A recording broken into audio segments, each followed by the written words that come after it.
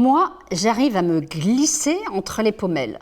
Je ne suis pas comme ceux qui sont inesthétiques, qui grincent, qui rouillent, qui se dérèglent, qui s'usent, qui se coincent et qui cassent. Bienvenue dans notre émission Le Parquez-vous. Le Parquez-vous, c'est pour vous faire découvrir les entreprises du parc et surtout celles et ceux qui les dirigent. Bon, vous avez trouvé de quoi je parle? Non? Allez, venez avec moi pour découvrir la réponse et surtout pour recevoir notre invité.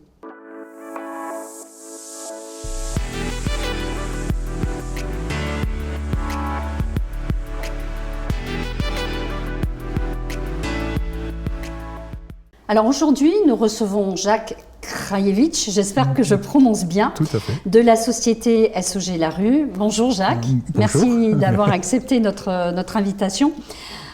Alors, la société SOG La Rue, c'est quoi comme activité exactement? Alors, donc il faut préciser, SOG La Rue, en vérité, c'est Aratech SOG-La Rue. Aratech, c'est le nom, on dirait, qu'il y a sur le SIRET. D'accord. SOG, c'est la dénomination commerciale, qui voulait dire au départ Société d'outillage Georges. D'accord. C'est toujours comme ça. Et La Rue, parce que nous avons une autre société qui se trouve à Étampes, qui s'appelle La Rue. Voilà, donc on est un peu multiples, mais alors, à Saint-Ouen-l'Aumône, on est SOG, Aratech, SOG. D'accord. Voilà. Alors, la réponse à ce dont je parlais en introduction, c'est quoi? L'autoclose. L'autoclose. Alors, est-ce que tu peux nous parler un peu d'autoclose? Parce que c'est vrai que tout le monde connaît un peu ces qu'on appelait des grooms. Oui, tout à fait, c'est pour remplacer les grooms. Voilà, pour remplacer les... Alors, justement, tu le dis, pour remplacer les grooms. Alors... Le groom est un système de fermeture de porte qui se cale au-dessus de la porte et qui va fermer la porte. L'autoclose a été inventé, c'est un peu comme le fil à couper le beurre, il suffisait d'y penser. C'est un ressort qui va se mettre entre les pommelles existantes, c'est-à-dire qu'on va utiliser avec des douilles que nous avons en différents diamètres, en fonction du diamètre des pommelles existantes, on s'adapte sur des portes existantes, sur des douilles existantes. C'est-à-dire qu'on tu ne rabotes pas un peu plus. On ne rabote pas, voilà, on ne coupe pas, on ne touche pas à la porte, on ne touche rien à la fonction de la porte ou au fait qu'elle soit coupe-feu, etc. On n'y touche pas. On va venir s'adapter sur les pommelles existantes, c'est-à-dire c'est une douille, c'est un peu comme un dé à coudre, qui va venir se glisser sur la douille, sur la pommelle existante, en haut, et une en bas, et éventuellement une troisième si en fonction de la porte. Et au milieu, il y a un ressort que l'on va tendre. C'est un carré, c'est tout. C'est un ressort que l'on tend avec une petite clé plate, on la tourne et on tend. Ce qui fait que quand on ouvre la porte, le ressort, lui, n'a qu'une envie, c'est repartir dans l'autre sens.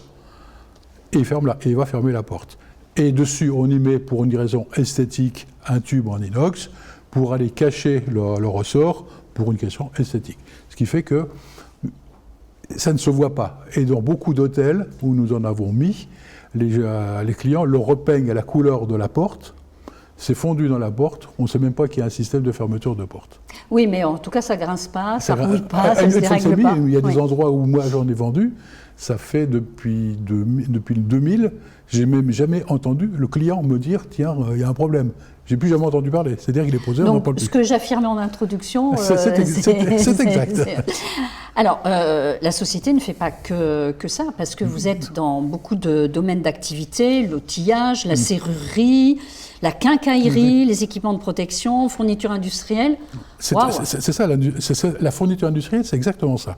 C'est la fourniture auprès d'une entreprise, qu'elle soit du bâtiment ou des services, je dirais des services techniques. Ont besoin, l'outillage va aller du tournevis à la grue. C'est-à-dire qu'il peut y avoir n'importe quoi. C'est-à-dire que dans un atelier, on a besoin de 1000 choses, d'une perceuse, d'une visseuse, qu'importe. Nous savons fournir des vêtements de sécurité, des chaussures au casque, en passant par les gants, par les vêtements, etc. Et avec le logo de l'entreprise en plus. Alors on peut y mettre le logo de l'entreprise. Si le client nous fournit son logo, nous sommes adaptés on a la machine, pour pouvoir le thermocoller sur le vêtement. Et toutes les matières, sur les bottes, sur le casque?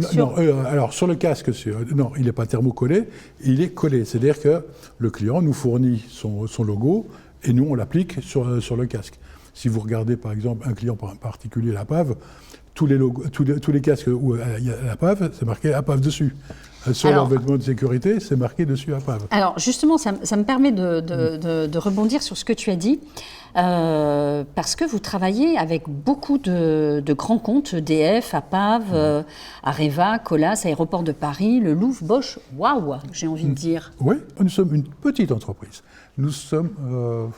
Vraiment, je crois. Et on ne cherche pas à devenir une multinationale, on ne sait pas le faire, ou puis ce n'est pas notre vocation. Nous sommes très proches de nos clients, et de ce fait, nous avons soit sur la zone, soit sur le plan Île-de-France, des entreprises du petit plombier, à la sécurité civile, à des collèges, à des lycées, au conseil général. Toute entreprise qui a des besoins, soit nous connaît, soit va nous lancer un appel d'offres, nous faire une demande de prix. Nous allons répondre à cette demande de prix dans le but d'avoir la commande, bien entendu, et de lui fournir. Donc peut-être petite, mais excuse-moi, mais grande quand même. Hein, on fonctionne bien, on n'a pas à se plaindre, parce que étant proche de nos clients, nous sommes très réactifs. Parce qu'un client qui a besoin de quelque chose... Oui, c'est tout de suite. C'est tout de suite. C'est-à-dire en général, parce qu'il ne sait pas pour mettre sur son étagère, c'est parce qu'il n'y en a plus sur l'étagère. Oui. Voilà. Donc il nous appelle, il faut à tout prix trouver la solution, et très rapidement. Là en ce moment, par exemple, on est confronté au Covid.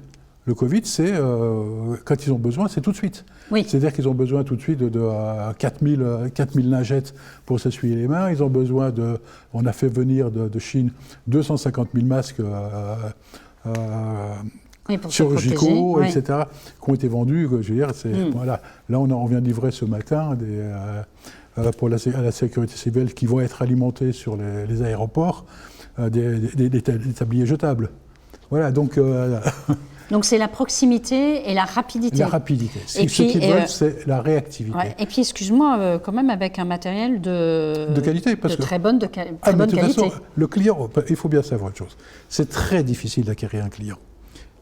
C'est très facile. De l'acquérir ou de le garder? Voilà. Non, j'ai pas fini ma phrase. Ouais. C'est très difficile de l'acquérir, et en une seconde, vous le perdez. Oui. Si vous ne répondez pas à sa demande, c'est-à-dire si vous ne fournissez pas le produit qu'il veut au prix qui a été demandé, dans les délais qui ont été convenus, le client, vous l'avez perdu. C'est-à-dire que vous avez travaillé pendant des heures, des jours, etc. pour l'acquérir, et en une fraction de seconde, vous l'avez perdu. Et c'est toute notre difficulté, c'est de ne pas perdre le client. Alors, Jacques, une question peut-être indiscrète. Comment tu es arrivé là-dedans?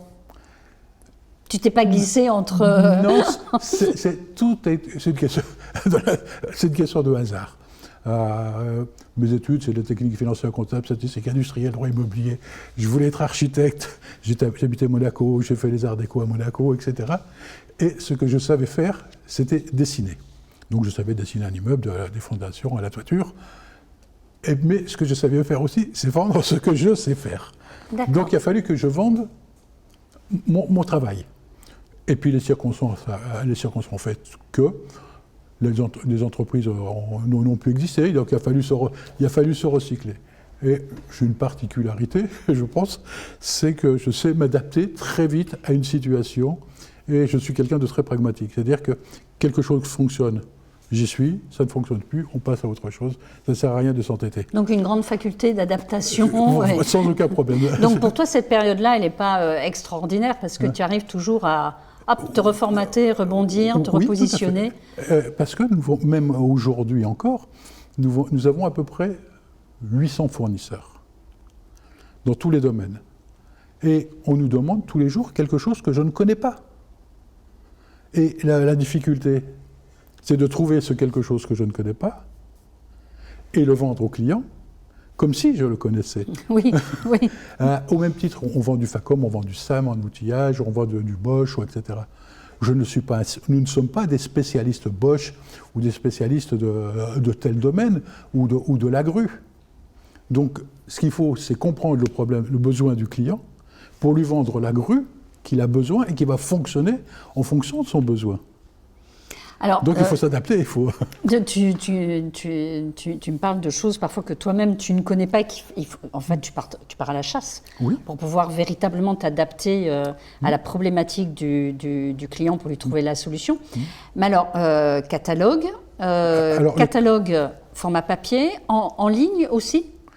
On ne travaille que le catalogue, donc, et ce Garatech, depuis maintenant une dizaine d'années, fait partie d'une... On s'est, entre guillemets, accoquiné, oui, on va utiliser ce mot, à une centrale d'achat.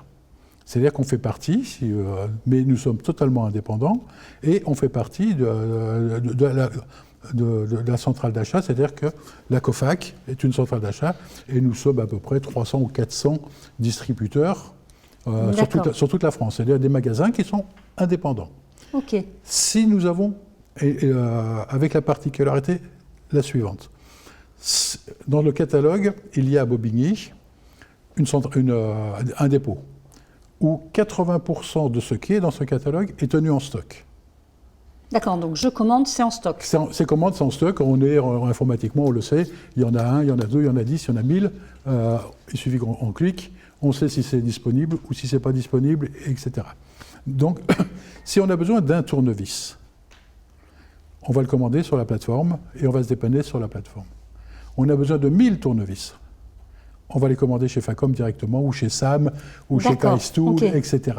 Donc nous ne sommes pas tenus d'acheter que par la centrale d'achat. Que par la centrale d'achat. Nous sommes indépendants, au même titre que les autres 200, 300, 400 autres magasins, sont indépendants. C'est-à-dire que chacun est indépendant, chacun fait ce qu'il veut. Mais avec la possibilité, tous les jours, nous passons des commandes à la centrale d'achat pour une raison simple, c'est que nous avons des gros clients, mais nous en avons aussi des petits qui nous demandent 3 tournevis, et on ne peut pas les acheter directement chez... Donc toi, tu t'adaptes il faut s'adapter. De 2-3 tournevis à 3000 tournevis, c'est pas un problème. Donc en fait, c'est une adaptation permanente qui est nécessaire tous les jours. Mais qu'est-ce qui te différencie véritablement parce que je suppose qu'il y a pas mal de concurrents. Tout à fait. C'est cette proximité, c'est cette faculté d'adaptation? Ce qui nous différencie, c'est que les clients, nous les connaissons.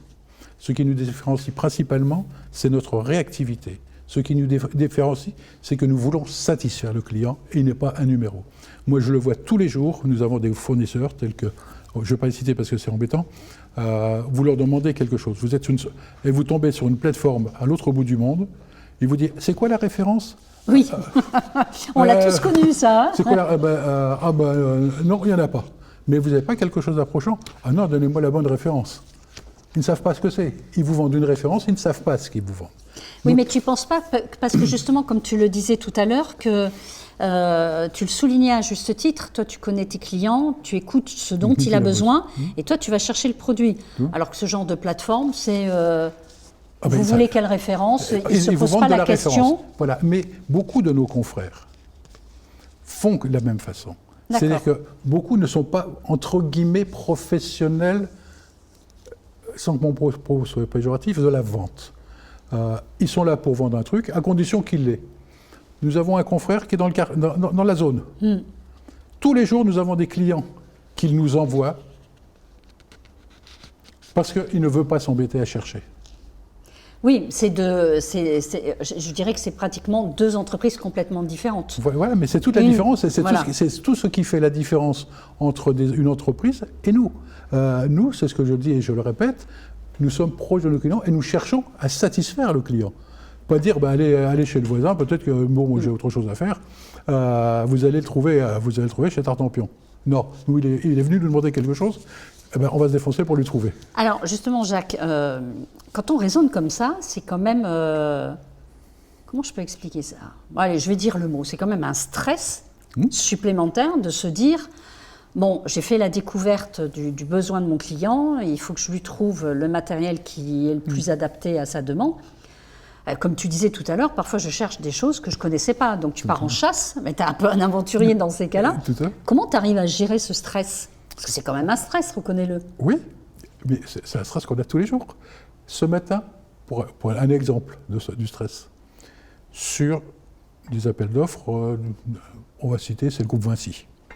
Ils viennent me commander pour 50 000 € d'électrodes. Il me dit, Jacques, tu me garantis le délai de livraison? Oui. Je te passe la commande, mais tu me garantis le délai de livraison. j'y mets un peu les formes aussi, parce que cette commande m'intéresse. Mais maintenant, mon stress, c'est que le fournisseur que j'ai eu au téléphone 3 fois ce matin, il me dit oui. Mais moi, tant que je ne suis pas livré, pour garantir mon client, parce que lui, après, ça va partir au Bénin. Lui, il a un bateau, un conteneur qui va attendre à la Grande Couronne, c'est-à-dire à Rouen, pour prendre le bateau, etc. Si moi, je n'ai pas... il rate le bateau après le prochain, c'est dans 2 mois, etc., etc. C'est-à-dire que les gars sur le chantier au Bénin, ils se retrouvent sans marchandises. Donc, est-ce que c'est un stress parce que quand tu en parles, on a pratiquement l'impression que c'est un stress qui est assez excitant, qui est assez moteur. C'est évident que c'est excitant. Ce sont des challenges au quotidien, en fait. Tous les jours, sinon je ne ferais pas ça. Sinon, je reste chez moi, tranquille, je ne demande rien à personne. C'est ça ton moteur? Oui. C'est ce stress-là? C'est le challenge de la réussite du coût. Le coût, pour moi, c'est la satisfaction du client. C'est pas avoir vendu, certes, mais c'est que le client soit content. Qu'il ne puisse pas me dire, tiens Jacques, ça n'a pas été fait dans les temps. Ça me stresse. Mais donc, comme je ne veux pas être stressé, le fournisseur, je vais le relancer 10 fois s'il le faut, pour je ne le lâcherai pas. Et mon collègue Yancy, avec qui on travaille en binôme, fera la même chose. Je lui ai enseigné. Il est là avec nous depuis 3 ans. Je lui dis, un fournisseur, tu ne le lâches pas. Il t'a promis quelque chose, maintenant, à toi de... Maintenant, il faut faire en sorte qu'il tienne sa parole pour que nous tenions notre parole vis-à-vis du client qui attend après nous. Donc, voilà, en tout cas, j'allais dire, c'est beau de travailler cette satisfaction du client et de se nourrir de ce stress comme étant un moteur. Jacques, tu vois, juste dans la petite vitrine qui est en face de toi, il y a des petits mots. Donc, ces petits mots, ce sont des questions que les personnes se posent sur ceux qui dirigent des entreprises, sur les chefs d'entreprise. Donc, sur quelle question t'es tombé? Allez, vas-y, dis-nous. Ton dernier fou rire, c'était quand? Ah, voilà. Souvent, l'image, tu sais que souvent, l'image que les gens à l'extérieur de l'entreprise ont, c'est que les chefs d'entreprise, les dirigeants, ce ne sont pas forcément des gens qui rigolent beaucoup. Donc, je pense que cette question, elle vient à cause de ça. Alors, ton dernier fou rire, c'était quand? C'était alors justement, mais c'était il n'y a pas longtemps. C'était dans le cas d'un film sur des répliques des bronzés. Les bronzés font du ski, je ne sais plus, des répliques qu'on connaît par cœur. Ouais, et qui font encore rire aujourd'hui. Et qui feront encore rire, et qui me feront encore rire la fois d'après, où je l'entendrai. Mais c'était il y a quelques jours. Écoute, en tout cas, Jacques, je te remercie beaucoup. Eh bien, écoutez, merci à vous de nous avoir suivis, d'avoir regardé cette vidéo. Merci en tout cas à toute la régie et je vous dis à très bientôt pour un autre rendez-vous. Et puis d'ici là, bien évidemment, abonnez-vous, likez, commentez, partagez. À très bientôt.